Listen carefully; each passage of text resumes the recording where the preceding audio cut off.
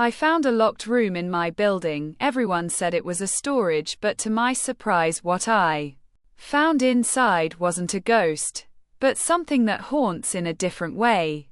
It started subtly, as these things often do. I'd moved into the building, a pre-war brick behemoth in a rapidly gentrifying neighborhood, about 6 months prior. The building was charming, in a decaying sort of way. High ceilings, ornate moldings, and a perpetually grumpy super named Mr. Henderson who seemed to communicate primarily through sighs and mumbled complaints.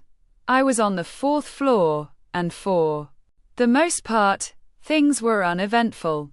The usual city noises, the occasional domestic dispute echoing through thin walls, the smell of someone's questionable cooking wafting through the hallway. Normal apartment life. But then I started noticing it. The door. It was on the 2nd floor, tucked away at the end of a narrow hallway that branched off from the main corridor. Unlike the other apartment doors, which were all numbered and relatively well maintained, this one was unmarked. Just a solid, heavy-looking wooden door, painted a dull, institutional green, with a tarnished brass knob and a keyhole that looked like it hadn't seen a key in decades. The first time I saw it, I didn't think much of it. Probably a storage room, I figured. Or maybe an old utility closet. But the more I saw it, the more it bothered me. It was the way people seemed to actively avoid looking at it. The way conversations would abruptly cease when someone walked past it.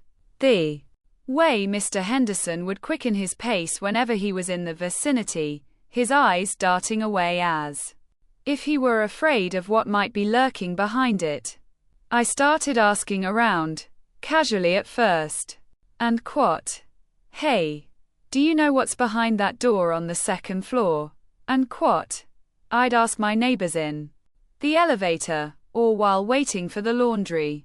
The responses were always the same. A shrug, a nervous laugh, a mumbled and quote, "Oh that? Don't worry about that," and quote, and a hasty retreat. No one seemed to know anything, or at least, no one was willing to admit they did. The more I was stonewalled, the more my curiosity grew. It became an obsession.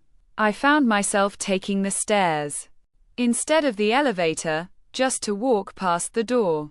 I'd linger there, trying to hear something. Anything. From behind the thick wood. Silence. Just a heavy, unsettling silence. I started doing some research. I went to the city archives and dug through old building permits and blueprints. The building had been constructed in 1928, and the original blueprints showed nothing. The space where the door was located was marked as a solid wall. No room, no closet, no indication that there was anything behind it at all. That made no sense. The door was clearly there. I'd seen it with my own eyes. I even tried talking to Mr. Henderson directly. I cornered him in the lobby one afternoon, while he was attempting to fix a perpetually malfunctioning mailbox. And quote, "Mr. Henderson," and quote, I said, trying to sound casual. And quote, "I was wondering about that door on the 2nd floor, the one that's not numbered," and quote. He stopped fiddling with the mailbox and looked at me. His eyes narrowed. And quote, "That door," and quote, he grunted, his voice raspy. And quote, "That's nothing you need to worry about," and quote, "But what's behind it?" and quote. I persisted. And quote, "Is it a storage room? An old office?" and quote, he sighed, a long, drawn-out sound that seemed to carry the weight of the entire building. And quote, "Look, kid," and quote, he said, and quote, "Just leave it alone, okay? Some things are better left forgotten," and quote, Forgotten by whom? And what? I asked, but he just shook his head and went back to the mailbox, muttering something about nosy tenants. That was it. That was the moment I knew I had to find out what was behind that door. I couldn't let it go. The mystery had burrowed its way into my brain, and I wouldn't be able to rest until I solved it. I started planning. I knew I couldn't just break the door down. That would be too obvious, and it would likely get me evicted. I needed a more subtle approach. I considered picking the lock. I'd seen it done in movies, but I had no experience with lock picking. Still, I figured it was worth a try. I ordered a cheap lock-picking set online and started practicing on the locks in my apartment. It was harder than it looked, but after a few days of fumbling, I started to get the hang of it. The next night, I waited until everyone was asleep. I crept down to the second floor, my heart pounding in my chest. The hallway was dimly lit, the only sound the faint hum of the building's ancient electrical system. I reached the door and took a deep breath. I inserted the tension wrench into the bottom of the lock and gently applied pressure. Then, I inserted the pick and started manipulating the pins, feeling for the subtle clicks that would indicate I was making progress. It took longer than I expected. The lock was old and stiff, and my hands were shaking. But finally, after what felt like an eternity, I heard a faint click. Then another, and another. With a final click, the lock sprang open. I hesitated for a moment, my hand hovering over the doorknob. Was I really ready for this? Was I prepared for what I might find behind that door? I pushed the thought aside and turned the knob. The door creaked open, revealing darkness. A thick, musty smell wafted out, a smell of decay and forgotten things. I reached into my pocket and pulled out my phone, turning on the flashlight. The beam of light cut through the darkness, revealing a small, cramped room. It was filled with junk. Old furniture, stacks of boxes, dusty sheets draped over something. I stepped inside, my senses on high alert. The air was thick and heavy, making it difficult to breathe. I swept the beam of my flashlight around the room, trying to make sense of the chaos. The furniture was old and broken. A tattered armchair with springs poking out of the cushions, a rickety table with a missing leg, a dresser with drawers hanging open. The boxes were filled with old newspapers, magazines, and yellowed letters. I started sifting through the boxes, hoping to find some clue as to what this room was and why it was being kept secret. The newspapers were mostly from the 1950s and 60s. The magazines were the same. The letters were addressed to someone named Eleanor Ainsworth, and I picked up one of the letters and carefully unfolded it. The handwriting was elegant and flowing. The ink faded but still legible. And my dearest Eleanor, and the letter began, and I long for the day when we can finally be together. This charade is becoming unbearable. I can't stand the thought of another day without you in my arms. And the letter was signed and Arthur, and I read a few more letters. They were all the same. Passionate declarations of love, desperate pleas for Eleanor to leave her husband, promises of a life together. It seemed like Eleanor was having an affair. But why was all this stuff hidden away in this secret room? I continued searching, my heart pounding with anticipation. I pulled back one of the dusty sheets that was draped over a large object in the corner of the room. Underneath the sheet was a piano. An old, upright piano, its keys yellowed and cracked. I ran my hand across the surface, feeling the smooth, cold wood. I sat down on the piano. bench and lifted the lid. The keys were dusty and out of tune, but I could still make out the notes. I started to play a simple melody, a tune that I vaguely recognized. As I played, I felt a strange sensation, as if I were being watched. I looked around the room, but I was alone. Just me. And the dusty furniture and the yellowed letters? I shook it off and continued playing. The music filled the room, chasing away the silence and the darkness. Then, I noticed something. On the wall, behind the piano, there was a picture. It was small and faded, but I could still make out the image. It was a picture of a woman. A beautiful woman, with dark hair and piercing eyes. She was wearing a long, elegant dress, and she was smiling. I recognized her instantly. It was Eleanor Ainsworth. I stared at the picture, my mind racing. Who was Eleanor Ainsworth? And what was her connection to this room? I got up and started searching the room again, this time with a renewed sense of purpose. I knew I was close to finding the answer. I found a small wooden box hidden under the piano bench. I opened it and found a collection of old photographs. Pictures of Eleanor. Pictures of Arthur. Pictures of them together.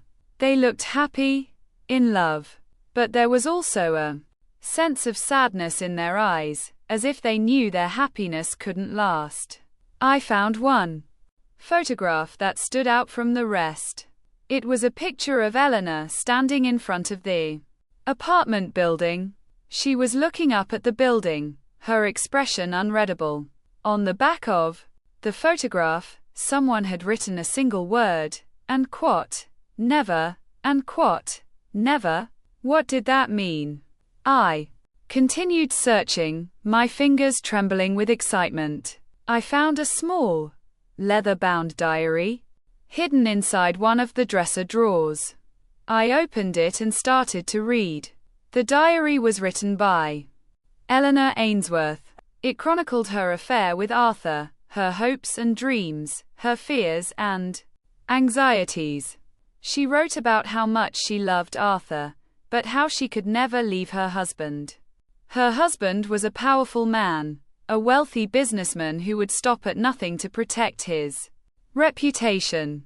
If he found out about the affair, Eleanor wrote, he would ruin her. He would destroy her family. He would make her life a living hell. So she stayed with her husband, trapped in a loveless marriage, while secretly carrying on her affair with Arthur. The diary entries became increasingly desperate. Eleanor was torn between her love for Arthur and her fear of her husband. She didn't know what to do. Then, one day, the diary entries stopped. The last entry was dated July 14, 1965. And quote, I can't go on like this. And quote, Eleanor wrote. And quote, I have to make a decision. I have to choose between Arthur and my husband. But I don't know what to do. I'm so afraid. And quote. That was the last entry. The diary ended abruptly, leaving me with more questions than answers. What happened to Eleanor Ainsworth? Did she leave her husband and run away with Arthur? Or did her husband find out about the affair and do something terrible? I closed the diary and sat back, trying to make sense of everything.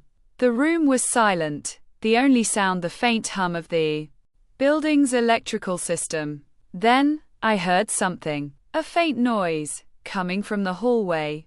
Outside the door, I froze, my heart pounding in my chest. Someone was out there. I quickly turned off my flashlight and listened. The noise grew louder. Footsteps. Someone was walking down the hallway. They were heading towards the door. I panicked. I had to get out of there. If I was caught in this room, I would be in serious trouble. I scrambled to my feet and rushed to the door. I peeked through the crack and saw Mr. Henderson standing in the hallway, his face grim. He was holding a flashlight, and he was looking directly at the door. I ducked back inside the room, my mind racing. What was I going to do? I looked around the room, desperate for a place to hide. There was nowhere to go. The room was too small, too cluttered. Then I saw it. The piano. I quickly crawled under the piano, squeezing myself into the small space between the piano and the wall. It was cramped and uncomfortable, but it was the only place to hide. I held my breath and waited. Mr. Henderson reached the door and stopped. He hesitated for a moment, then slowly turned the knob. The door creaked open, and Mr. Henderson stepped inside. I could see his feet through the gap between the floor and the bottom of the piano. He was standing just a few feet away from me. He swept the beam of his flashlight around the room, illuminating the dusty furniture and the stacks of boxes. He stopped at the piano and stared at it for a long moment. I could feel his eyes boring into me, even though he couldn't see me. Then he moved on. He walked around the room, examining the furniture, sifting through the boxes. He seemed to be looking for something. I stayed perfectly still, trying not to make a sound. My heart was pounding so hard I thought it would burst out of my chest. Finally, after what felt like an eternity, Mr. Henderson turned and walked back to the door. He paused for a moment, then turned off the flashlight and stepped out of the room. He closed the door behind him, and I heard the click of the lock. I waited for a few minutes, just to be sure he was gone. Then I slowly crawled out from under the piano. I stood up and took a deep breath, trying to calm my racing heart. I was safe, for now. But I knew I couldn't stay in this room. I had to get out of here. I quickly gathered up the diary and the photographs and stuffed them into my pocket. Then I turned off my flashlight and crept back to the door. I carefully unlocked the door and peeked out into the hallway. It was empty. I slipped out of the room and quietly made my way back to my apartment. I locked the door behind me and leaned against it, catching my breath. I was exhausted, both physically and emotionally. I had finally found out what was behind the locked door, but the truth was more disturbing than I could have ever imagined. I spent the rest of the night reading Eleanor Ainsworth's diary and looking at the photographs. I learned about her life, her love for Arthur, and her fear of her husband. I learned that she had disappeared in July of 1965.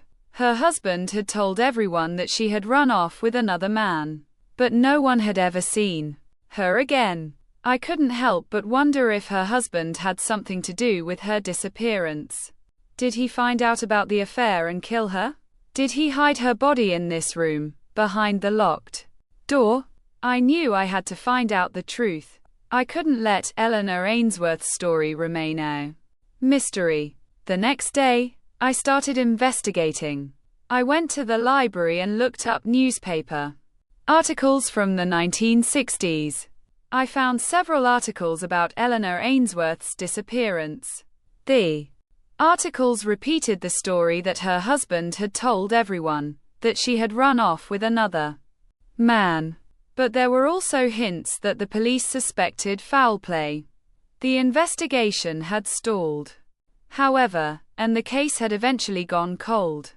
I decided to try to track down Eleanor Ainsworth's relatives. I figured they might know more about her disappearance. I spent weeks searching through public records, trying to find any trace of her family. Finally, I found a name. A woman named Sarah Jenkins, who was listed as Eleanor Ainsworth's niece. I managed to find Sarah Jenkins' address and phone number. I hesitated for a moment, then picked up the phone and called her. Sarah Jenkins was surprised to hear from me. She told me that she had never met her Aunt Eleanor, but that she had always been curious about her disappearance. She said that her family had always suspected that Eleanor's husband had something to do with it, but they had never been able to prove anything. I told Sarah Jenkins about the locked room in my apartment building, and about the diary and the photographs I had found. She was shocked. She asked me if I would be willing to share the information with her. I agreed. I met with Sarah Jenkins a few days later and showed her the diary and the photographs. She was deeply moved. She told me that she wanted to help me find out the truth about what happened to her Aunt Eleanor. Together, we started digging deeper into the mystery. We interviewed people who had known Eleanor, we searched through old records, and we even hired a private investigator. The investigation took us down many dead ends, but we eventually started to piece together the truth. We learned that Eleanor's husband was a cruel and controlling man. He had been physically and emotionally abusive to her. We also learned that he had been having an affair of his own. Eleanor had finally decided to leave her husband and run away with Arthur. But her husband had found out about her plan. On the night that Eleanor was supposed to leave, her husband confronted her. They argued, and the argument turned violent. In a fit of rage, Eleanor's husband killed her. He hid her body in the locked room in the apartment building, hoping that no one would ever find it. He then told everyone that she had run off with another man. The police had suspected him, but they had never been able to find any evidence to prove his guilt. The case had gone cold, and Eleanor Ainsworth's disappearance had remained a mystery for over 50 years. Until now. With the help of Sarah Jenkins and the private investigator, I was able to gather enough evidence to convince the police to reopen the case. They exhumed the body from the locked room and conducted a thorough investigation. The evidence was overwhelming. Eleanor's husband was arrested and charged with her murder. He was eventually convicted and sentenced to life in prison. Eleanor Ainsworth's family finally had closure. They knew the truth about what had happened to her. And I had finally solved the mystery of the locked room. The experience changed me. I learned that some secrets are better left buried. But I also learned that the truth, no matter how painful, is always worth pursuing. The locked room in my apartment building is no longer a secret. It's now a reminder of Eleanor Ainsworth, a woman who was trapped in a loveless marriage and whose life was tragically cut short. I still live in the apartment building, but I no longer walk past the locked room with fear and trepidation. I walk past it with a sense of respect and remembrance. Eleanor Ainsworth's story is a reminder that even in the darkest of times, there is always hope. And that even the most closely guarded secrets can eventually be revealed.